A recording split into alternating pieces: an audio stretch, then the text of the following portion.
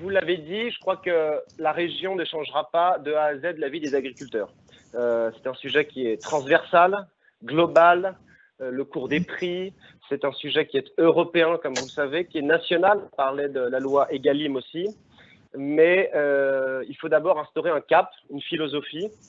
Vous l'avez dit, notre région, elle est absolument riche. Elle est riche par ses 77 AOP, elle est riche par ses indications géographiques, elle est riche par ses AOC.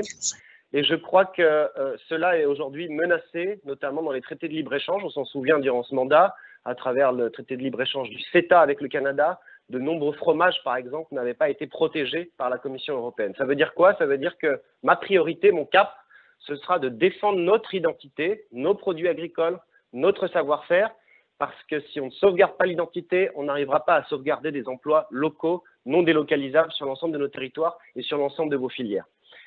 L'autre point philosophique, le cap que je souhaite lancer, c'est sur l'autonomie. Vous l'avez dit, autonomie, souveraineté.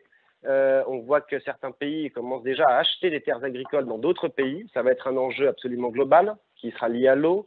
On parle de géopolitique, on parle du changement climatique. Et donc, je crois qu'aujourd'hui, les gens en ont pris conscience. C'est un deuxième cap à donner, à savoir la souveraineté alimentaire et prioriser, faire de l'agriculture une priorité nationale. Comment est-ce qu'on fait ça à l'échelle régionale? Je crois d'abord que l'épisode du gel qu'on a eu chez les arboriculteurs, chez les viticulteurs, a créé un effet de choc dans la population.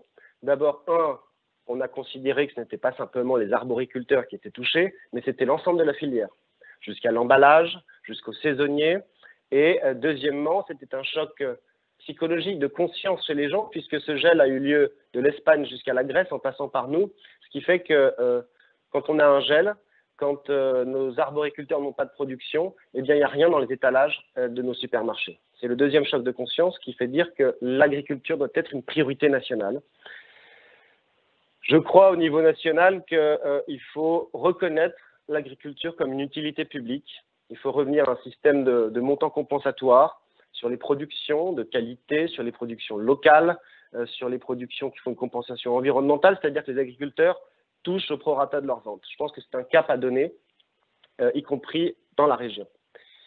Un cap aussi sur la fonction des collectivités territoriales à travers leurs appels d'offres, à travers la cantine de nos enfants, que ce soit dans les lycées, mais globalement, on peut y réfléchir aussi sur l'ensemble du primaire et du secondaire.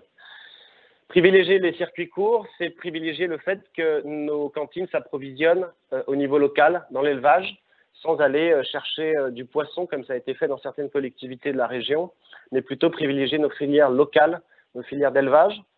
Ça veut dire quoi? Ça veut dire qu'il faut pousser, il faut engager, notamment vis-à-vis des tribunaux, changer la jurisprudence pour leur dire que oui, on va obliger, oui, on va contraindre, oui, on va accompagner les collectivités à s'approvisionner en circuit court, quitte à embaucher et financer des cuisiniers dont on sait qu'ils s'approvisionnent sur le marché local. Troisième point, sur l'énergie, je ne sépare pas l'énergie de l'eau.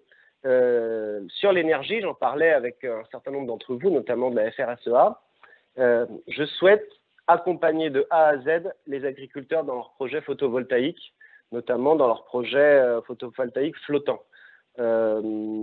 Pourquoi? Parce que je ne souhaite pas que les agriculteurs, ils me l'ont dit, soient récupérés par des investisseurs un peu vautours qui laissent finalement l'usage du bâtiment à l'agriculteur, mais qui leur privent finalement d'un revenu confortable de production d'électricité. Sur l'eau, c'est la même chose. J'ai visité, alors, sur le lac de la Madone dans le Rhône, un projet de photovoltaïque absolument extraordinaire. J'ai visité aussi dans la Loire une ferme qui était absolument autonome à travers le photovoltaïque, énergétiquement.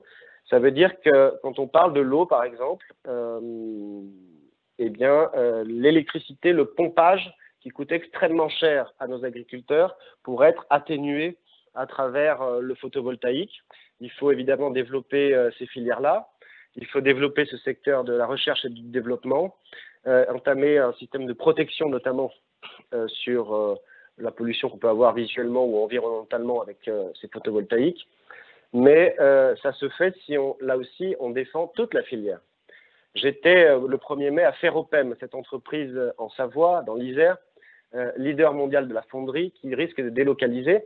Ces gens-là, chez nous, qui sont installés depuis 1928, ils travaillent le silicium qui participe au photovoltaïque. On ne peut pas raconter l'histoire en disant qu'on va soutenir les agriculteurs, soutenir la recherche, soutenir le développement d'emplois locaux, si à la base, on ne protège pas notre savoir-faire en matière de silicium. C'est toute la filière et je crois que si on privilégie le photovoltaïque, on aura d'une certaine manière et concrètement une baisse sur les factures, notamment dans le pompage de l'eau de nos agriculteurs.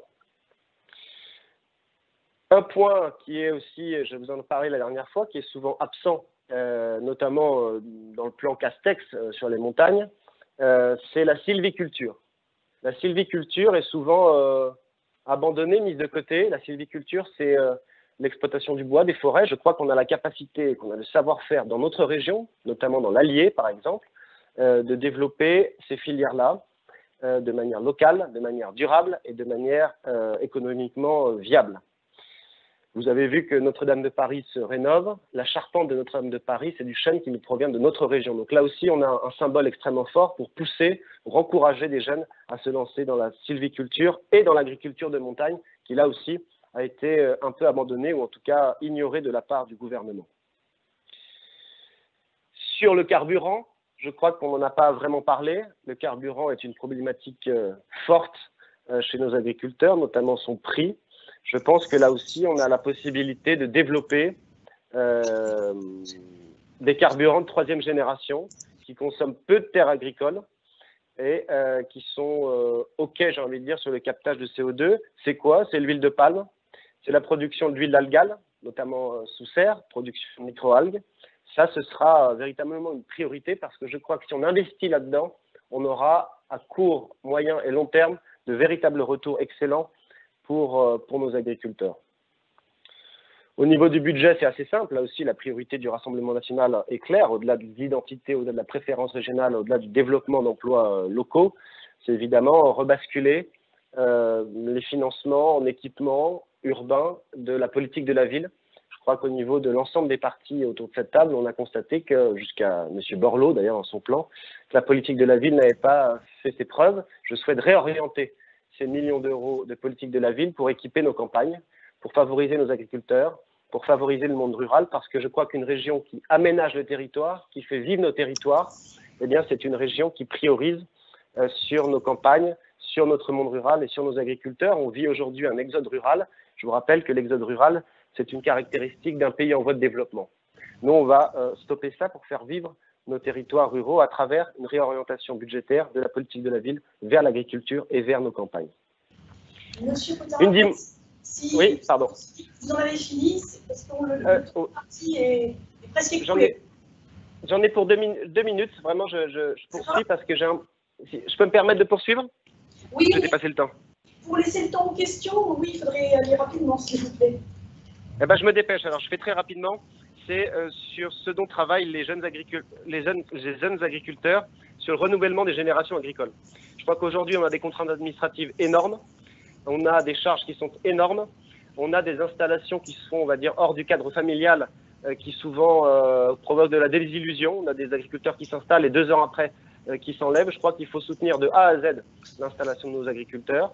Je crois aussi qu'il faut différencier l'accompagnement qu'on a vis-à-vis des agriculteurs, puisqu'entre une exploitation d'éleveurs, d'un céréalier ou oui, on a des budgets finalement qui sont vraiment disparates en fonction de l'exploitation. Ça peut aller de 20 000 à 1 million d'euros. Je soutiens totalement, et ça on n'en a pas parlé, la plateforme, le projet de plateforme des jeunes agriculteurs pour mettre en lien à la fois les lycées professionnels, les futures exploitations, parce que je pense que ce sont des mondes qui sont très différents. Une plateforme numérique qui serait lancée par les jeunes agriculteurs sera soutenue de A à Z par la région que je dirigerai. Et enfin, je crois qu'on a un dernier point, et j'en arrêterai là. Je pense que la symbolique est importante si on souhaite promouvoir cette filière-là auprès de nos jeunes. Laurent Wauquiez fait quelque chose d'assez intéressant, notamment sur le prix marin. Ce jeune homme qui avait, par courage, défendu un couple au prix de graves blessures. On en a fait un symbole et aujourd'hui, ce jeune marin, il transmet un message de courage, de citoyenneté. Eh bien, je pense que la symbolique devrait être aussi la même pour des jeunes agriculteurs qui réussissent, qui créent de l'emploi, qui défendent notre identité, qui provoquent une préférence régionale et des produits d'alimentation de qualité. Je pense que la publicité, je pense que le symbole, l'envie ne coûtera pas beaucoup aux contribuables, mais contribuera énormément au reste. Et un tout dernier mot, c'est sur le numérique. On a, je crois, dans certains secteurs, j'étais hier dans le Cantal, j'étais précédemment dans l'Allier, le numérique et l'agriculture ne sont pas deux mondes différents. Aujourd'hui, ils doivent travailler l'un et l'autre ensemble.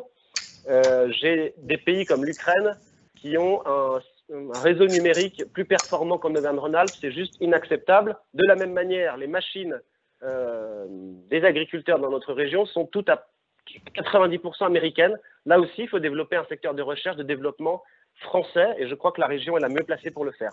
J'en arrête là puisque je crois que je suis un peu trop long. Je vous remercie.